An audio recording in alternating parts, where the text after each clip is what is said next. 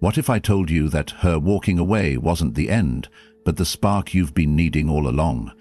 Yes, it hurts. Yes, it feels like a collapse.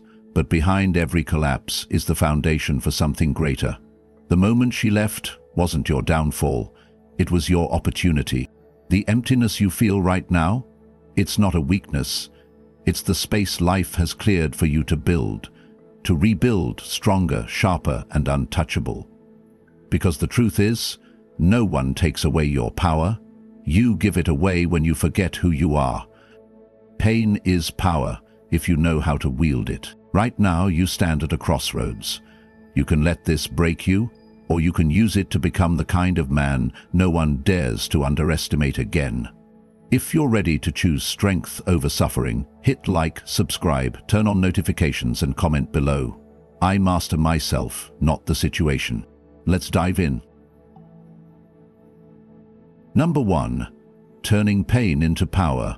The hidden role of heartbreak. When the person you loved walks away, it feels like the ground beneath you crumbles. The pain is sharp, overwhelming, and inescapable. It might seem like the worst thing that could ever happen to you. But here's the truth that few people tell you. This pain is not your enemy. In fact, it might be the most powerful catalyst you'll ever experience. The Stoics knew this well. They understood that suffering isn't something to be feared. It's the very thing that forces us to awaken, to see through the illusions we've built, and to grow into stronger versions of ourselves. Think of heartbreak as the moment you shed an old skin. It's the death of a weaker version of you, the version that was dependent, desperate, and perhaps too attached. This version of you believed that your value came from someone else's approval, but through the pain, you begin to see that this isn't true. The Stoics taught that adversity reveals who we really are. Marcus Aurelius wrote, "The impediment to action advances action." What stands in the way becomes the way. Your pain is not a blockade, it's the very path you need to take. This is your opportunity. You can choose to crumble under the weight of this heartbreak, or you can choose to use it. Every ounce of pain is fuel. Every sleepless night, every tear, every question of why me, they are the very fires that forge a stronger, wiser version of you. Let this be the death of the version of yourself that relied on others for happiness, and the birth of someone who is resilient, self-sufficient, and unshakable. What should you do? Instead of avoiding the pain, sit with it, accept it, use it. Channel it into improving yourself physically, mentally, and spiritually. Go to the gym, read, meditate, reflect. Every action you take now is a brick laid on the path to your rebirth. Don't numb it, don't distract yourself, feel it fully, and let it shape you into the man you're meant to become. Psychologically, this shift changes everything. Instead of viewing the breakup as a defeat, you begin to see it as a necessary step. You no longer chase the past, you step forward with purpose. And without saying a word, you begin to embody a power that others, especially the one who left, will inevitably notice. Now, speak out and comment below. I control my mind, no one else does. Number 2. The freedom of letting go. How detachment reclaims your power. When you're left behind, the natural instinct is to hold on tighter, to memories, to hopes, even to the fantasy of a reconciliation. Every text you don't receive feels like a dagger. Every silence from her becomes unbearable. But what if this grip you have is the very thing keeping you weak? The Stoics would tell you it's not the person who is causing your suffering, it's your attachment to them. Detachment is not indifference. It's not pretending you don't care. It's the act of freeing yourself from the chains of emotional dependence. Marcus Aurelius reminded us that you have power over your mind, not outside events. You can't control whether she cares, misses you, or regrets leaving, but you can control your choice to stop waiting, stop hoping, and stop putting your peace in someone else's hands. Picture yourself like a bird, tightly gripping a branch during a storm. The harder you cling, the more exhausted you become. But when you release your grip, you learn that you can fly, that you've had wings all along. Your attachment to her isn't love, it's fear. Fear of loneliness, fear of losing control, fear of not being enough. But when you practice detachment, you start to remove these fears, and what you find is freedom. Here's your opportunity. Let go. Stop hoping for texts, explanations, or closure. You don't need it. The only thing you need is to reclaim your power. When you stop orbiting around her, something changes. Not just within you, but in how she perceives you. Suddenly you become untouchable, unpredictable, and most importantly, self-sufficient. The dynamic shifts entirely. She will feel the loss of control, and you will feel the rise of your own. What should you do? The next time you feel the urge to check on her, to reach out, or to replay memories, pause. Acknowledge it without judgment, but don't act on it. Choose yourself instead. Go train, work, reflect, build. Your energy is no longer something to be wasted on chasing. It's fuel for your growth. Psychologically, detachment flips the script. You stop appearing weak and desperate. You become a man who no longer needs anyone to validate him. And ironically, this is exactly when others start to feel your absence and question their own decisions. Now, speak out and comment below. I control my mind, no one else does. Number 3. Releasing the need for closure. Why you don't need her explanation. One of the most painful traps after a breakup is waiting for closure. You want answers. You want to understand why things ended the way they did. Was it you? Was it them? Was there something you missed? But here's the truth, and it might sting at first. You don't need closure from her. You owe it to yourself. The Stoics have always taught acceptance of reality. Epictetus said, "Don't seek for things to happen the way you want them to. Rather, wish that what happens happen the way it happens. Then you will be happy." Waiting for someone to explain themselves is giving them power over your peace of mind. Even if they gave you an answer, would it really take away the pain? Or would it only lead to more questions, more doubt, and more emotional dependence? Imagine you're holding a book you've read 100 times, hoping for a different ending. No matter how many times you reread it, the story is the same. The only choice left is to close it and place it back on the shelf. The closure you are waiting for is not a final page from them. It's the decision to accept that the story has ended. That choice is fully yours. Here's the opportunity. You have the power to close the book without needing anyone else's permission. You don't need her to validate your feelings, justify her actions, or explain her decisions. What you need is to step forward into the next chapter of your life.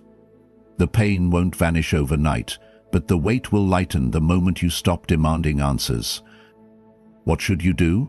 Stop waiting for her to come back and give you peace. The next time you catch yourself rehearsing imaginary conversations, stop. Remind yourself that you hold the pen now. You get to write the next part of your story. Your healing does not depend on someone else's words. It depends on your acceptance. Psychologically, this will free you more than you can imagine.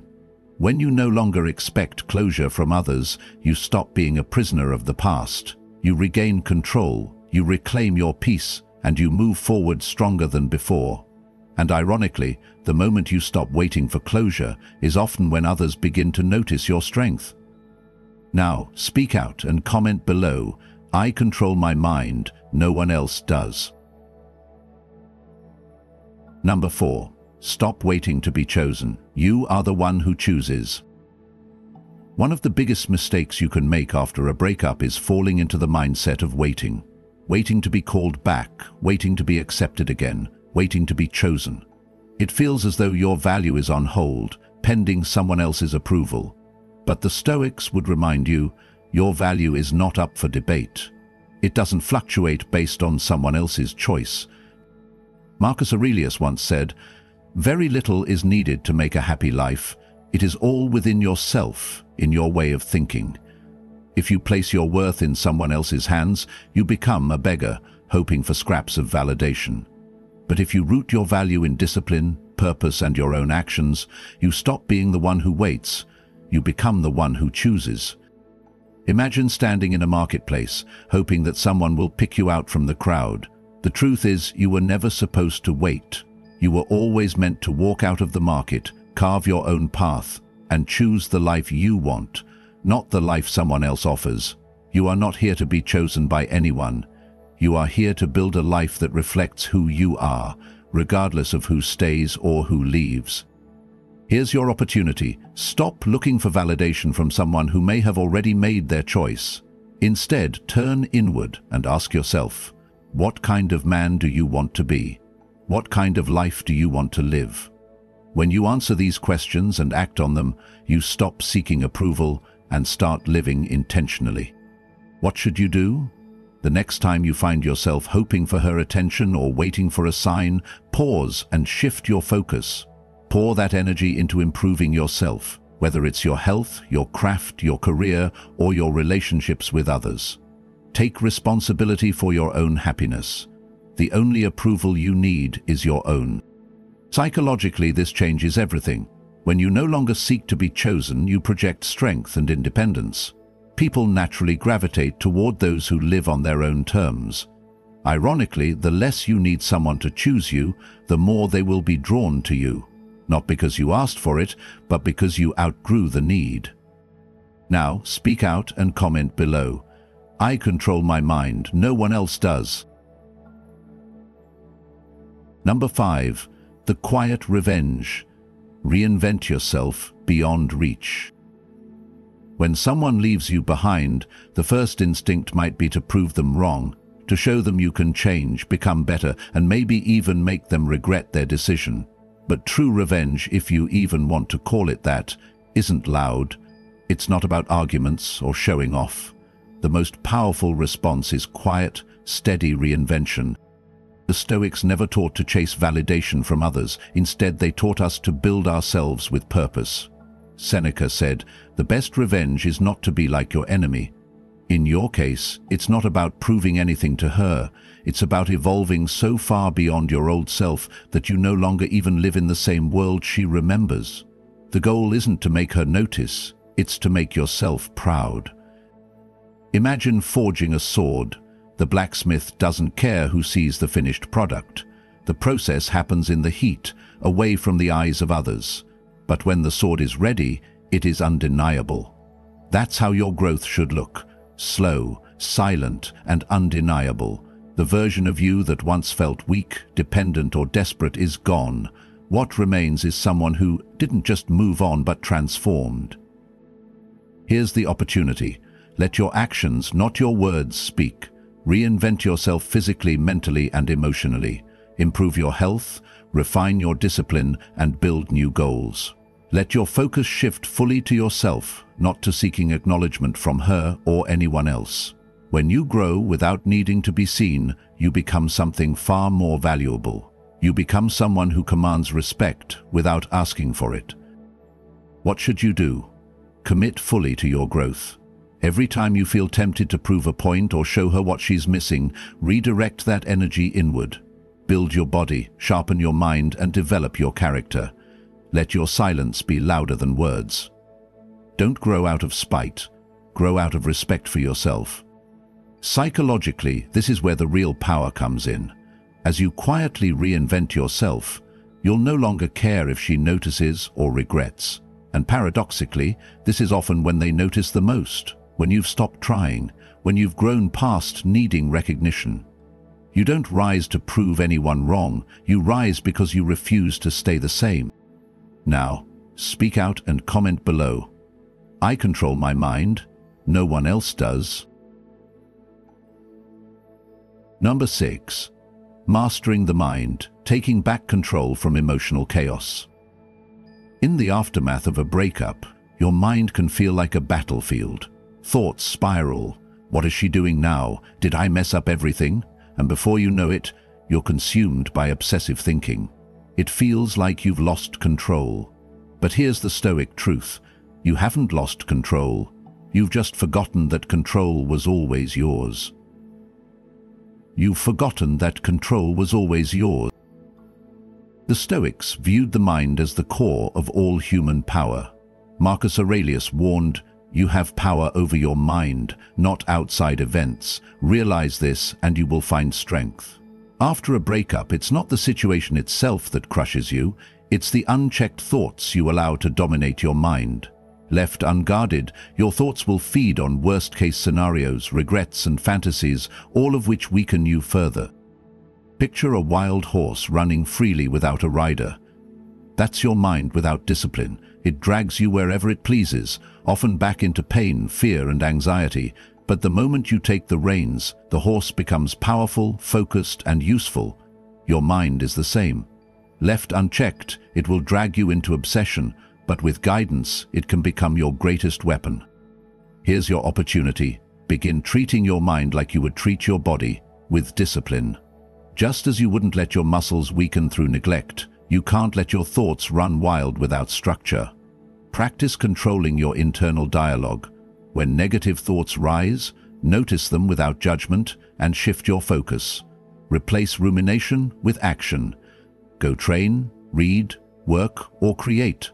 Every time you make this conscious shift, you reclaim a little more of your inner power. What should you do? Start by setting small daily mental habits. Meditate, even if for just 5 minutes. Journal your thoughts and recognize when you're spiraling. Most importantly, act. Don't just sit with thoughts. Act despite them. Build momentum in your life, even if it's one small victory at a time. Psychologically, this is how you end the cycle. When you take back control of your mind, you stop being ruled by what you can't control. Her actions, her choices, the breakup itself. You begin to act from strength, not from desperation. And from this calm, focused mindset, you'll find yourself no longer overwhelmed, but empowered. Now, speak out and comment below. I control my mind, no one else does. Number 7. Her absence is your opportunity, not your loss. At first, her absence feels like a wound, a painful reminder that something you valued is now gone. The silence, the empty space where her presence used to be, seems unbearable. But the Stoics would urge you to see this differently. What if her absence isn't a curse, but a gift? What if this is exactly what you needed to face the one person you've been avoiding all along? Yourself. Seneca wrote, "No man is more unhappy than he who never faces adversity, for he is not permitted to prove himself." Her departure has created space, and though it feels like emptiness now, it is actually a blank canvas. It is in this space, without the distractions of her presence, that you finally get the chance to build the man you were meant to become. Imagine a garden overrun with weeds.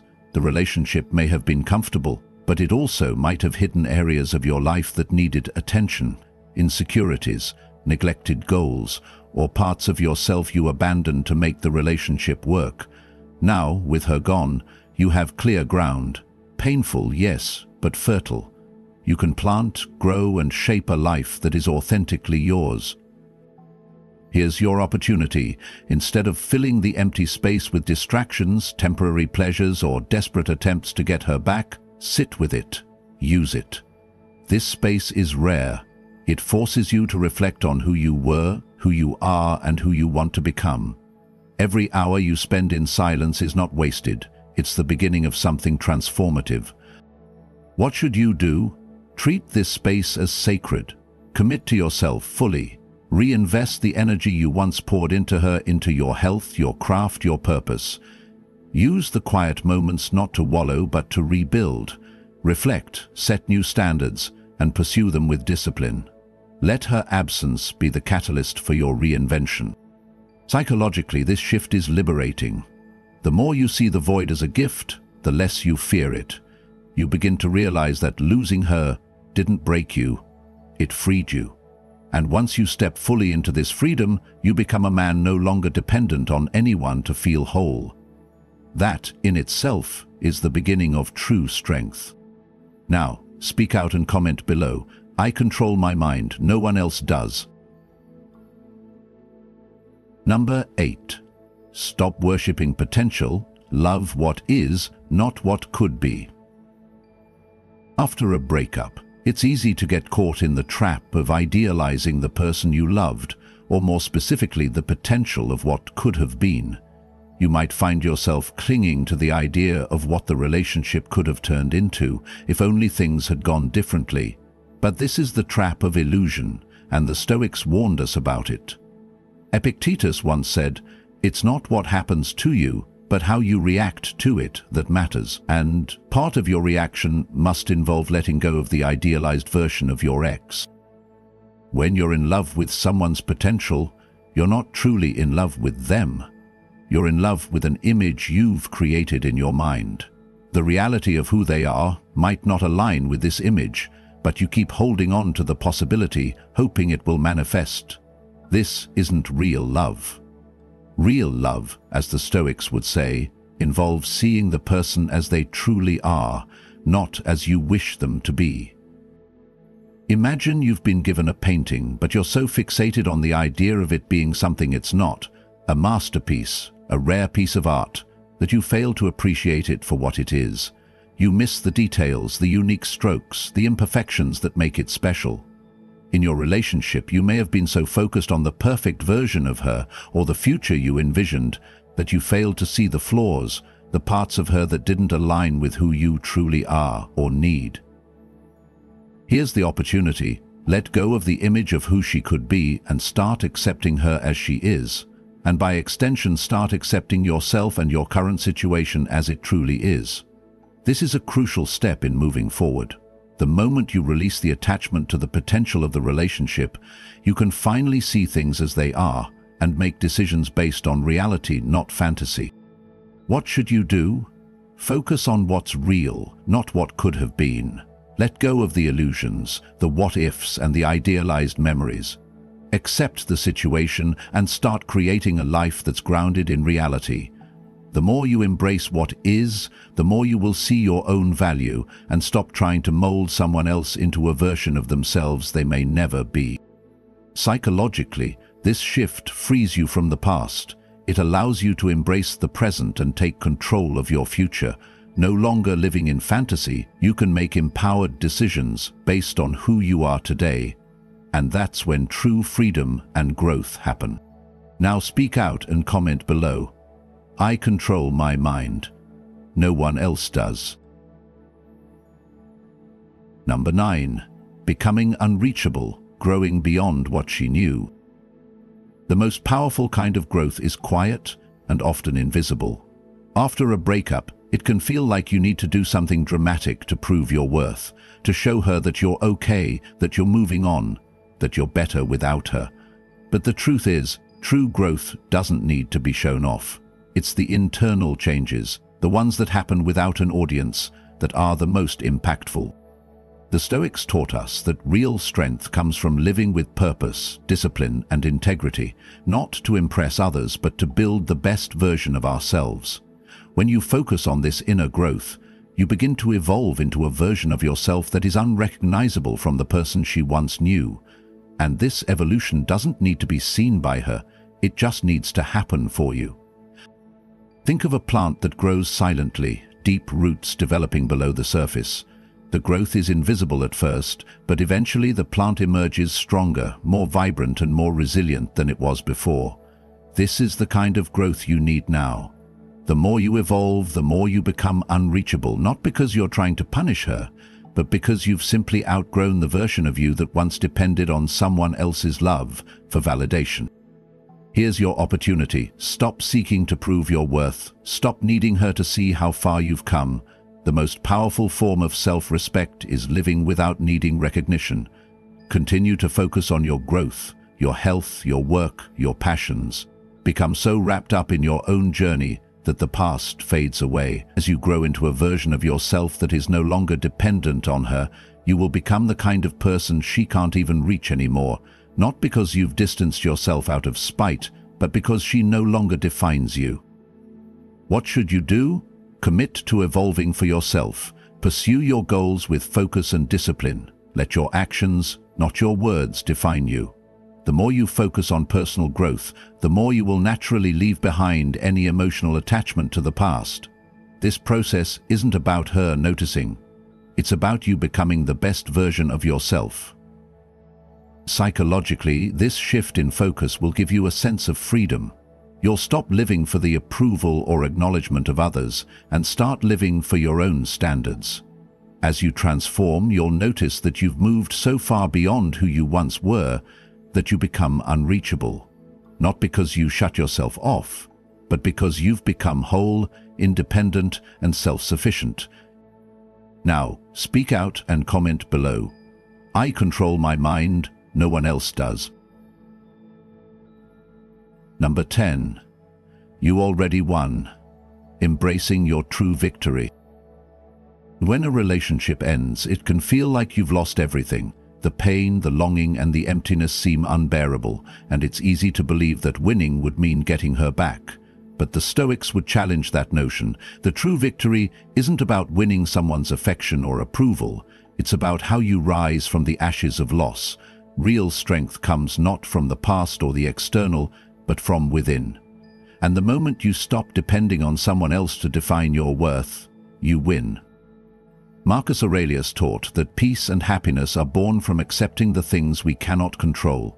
You cannot control her actions or decisions, but you can control how you respond to this situation. When you focus on growth, not revenge, you already win. Winning doesn't mean changing the past, it means evolving in the face of hardship and using that hardship to fuel your future. Imagine being at the finish line of a race. The crowd may not be cheering for you, and your opponent may have crossed the line first. But the real victory is not in the momentary applause. It's in the quiet, personal triumph of knowing you did your best, you stayed strong, and you never gave up. That's what true victory feels like. It's the moment when you stop measuring success by someone else's presence and start measuring it by your own growth and resilience. Here's your opportunity. Stop measuring your success by whether or not she comes back into your life. The real measure of success is whether you've become stronger, more disciplined, more focused on your purpose. Have you grown? Have you developed emotionally and mentally? Are you living a life that you're proud of, independent of anyone else's approval? What should you do? Keep focusing on your goals. Let the pain drive you toward bettering yourself, but don't let it define you. Every time you face difficulty, ask yourself, how can I use this to become a better version of myself? Every step forward, no matter how small, is a victory. Psychologically, the moment you shift from waiting for her to come back to focusing on your own life, you've won. The more you focus on your own growth, the less you need external validation. The victory lies not in her choice, but in your ability to stand strong, independent, and at peace with yourself. Now speak out and comment below. I control my mind, no one else does. You began this thinking you had lost her, and maybe even lost yourself. But now you see, her leaving didn't take anything from you. It gave you the space to awaken the strength you forgot you had. She never stole your power, she only exposed where you hid it. And now? Now, you hold it firmly in your hands. If you're ready to keep walking this path of becoming unshakable, like this video, subscribe, and comment. I am unstoppable. Stay strong, keep forging ahead, because your future isn't waiting, it's already unfolding.